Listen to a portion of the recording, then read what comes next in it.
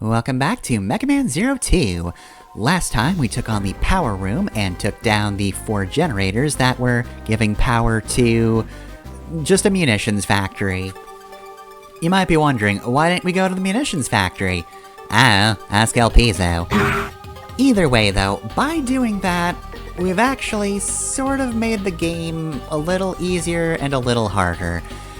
We're not going to be seeing Pantheons for a bit because, as I said before, munitions factory going down means that the guys who were made in part of guns now can't really take to the field on account of their lack of guns. So since we've managed to take the enemy heat off us a little bit, let's do one of the blue missions. So I call both of these investigation missions, and that's sort of true, but that's more true for this mission, more so than the other mission. So yes, we've got some ruins. I believe somebody mentioned before that these have something to do with the Maverick Wars. Certainly nothing we ever got into in the X games. Might have been a little after our time.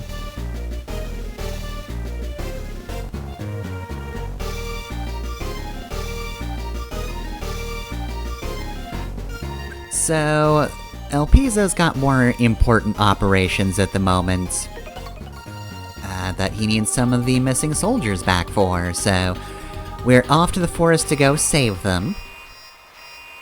But also, if we could learn anything useful while we're out, that would also be good. Right, so we're about to go to a stage that I don't particularly like. Here's this terrified man.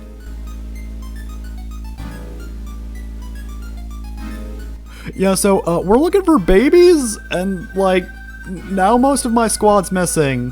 I hate this, I want to go home. I'm just gonna leave now, goodbye. Thank you.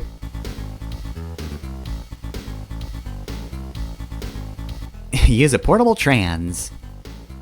It's me with a Nintendo 3DS. Right, so this is a Mega Man game, which means we need to burn down a forest. I don't know why this is so consistent across Mega Man games, but, you know, way back in the day Proto Man told us to do it, and, well, we've kinda just kept doing it ever since, but, yeah, technically speaking, you could go without burning down the forest. But also, unless you really know where you're jumping, you're not getting anywhere. Also, moles. So I'm trying to show off the boomerang, but it's not great for this stage. It's a little too high up to hit the moles consistently. And regular buster shots don't really do the job either. Oh hey, there's more forest to burn. Alright, well, gotta keep going with that then. So yeah, there are items up here that we're going to want to nab. Admittedly, since in this game, you can't miss any Cyber Elves, it's actually not a terrible idea to wait until afterwards to do your Cyber Elf hunting, but that means I have to go back into stages, and you know, I don't really want to divide the LP up like that, so gonna level with you, I'm probably just gonna be doing most things on my first pass. It's not always going to remain true, sometimes I will need to divert, but even when it's technically a bad idea, I will go for stuff like this, though there weren't any Cyber Elves there. Oh well. Anyway, here's what I hate about this mission. These platforms right here are made for the chain rod. Yeah, so minimal platforming here. And even if it's minimal, I still hate doing it. The chain rod just does not feel good to use. I never mentioned the Yoku blocks in the previous game, because I was talking about other things, but you couldn't wall jump on those. You can't wall jump on the grapple platforms either. Those are only for your chain rod. And yeah, thankfully, again, it's minimal for now. This is the first stage that's really required the chain rod. And, it's already showing why it sucks. Of course, considering I'm not showing all the times I fell off a cliff, I guess in fairness I'm not doing the best job of showing why it's undesirable, but yeah, even simple platforming like that feels terrible and I don't want to do it. Alright, we can now charge the Buster up better, that's gonna be useful. Useful for extra damage.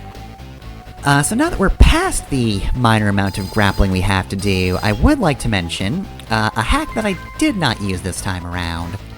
So I mentioned in the previous episode there is a hack that actually makes it so you just get EX skills even if you don't have a good enough rank. That's part of the Mega Man 02 Revisited hack, which is made by the same person who did the Mega Man 01 Revisited hack, Power Panda. So yeah, they did a good job on that one too. Admittedly, I kinda wish there was some way to implement easy forms somehow. Even though that's dependent on specific things you do in a stage, but, just, like, force a random one, I don't know. I might have gone for it if that were the case, but the only other things it does is change the, penalties a little bit, mostly for elves.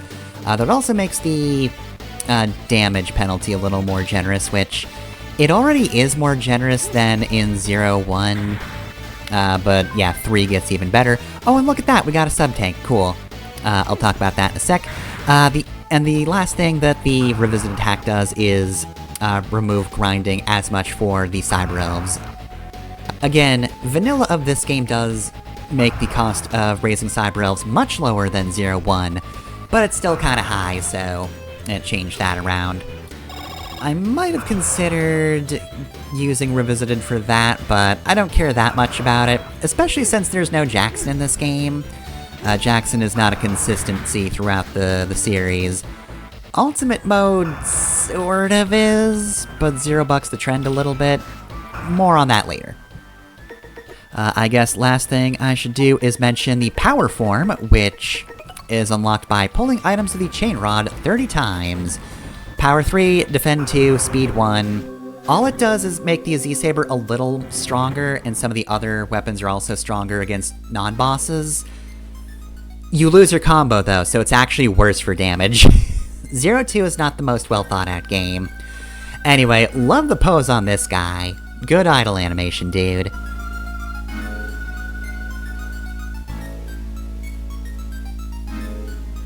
Okay, I'm really not supposed to be here, so like, if I could just murder somebody to justify me being here, that would be great.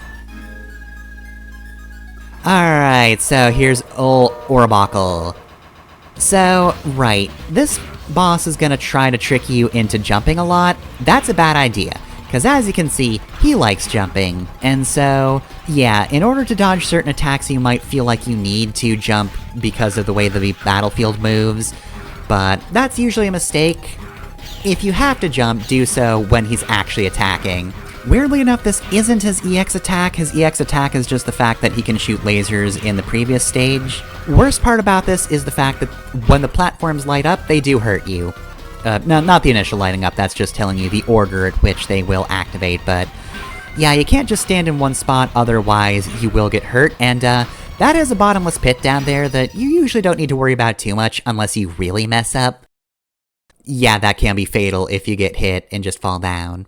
Of course, these platforms can actually be, climbed on, unlike the grapple platforms, so there is that. You can save yourself, but it's entirely possible to be killed.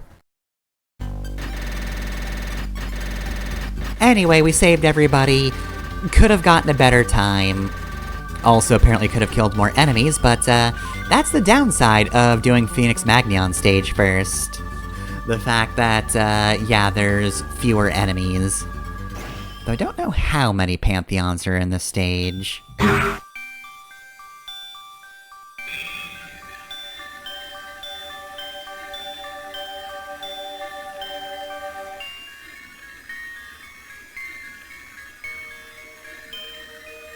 Alright, yeah, thanks for getting me a nice long nap, Zero, but, bad news, the babies are here.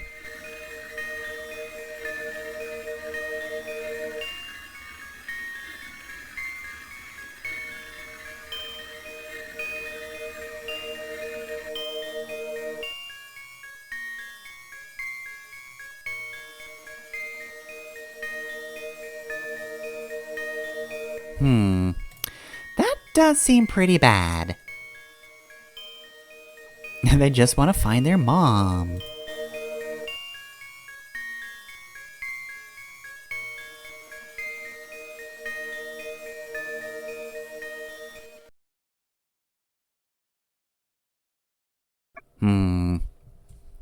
The Dark Elf. Anyway, bye.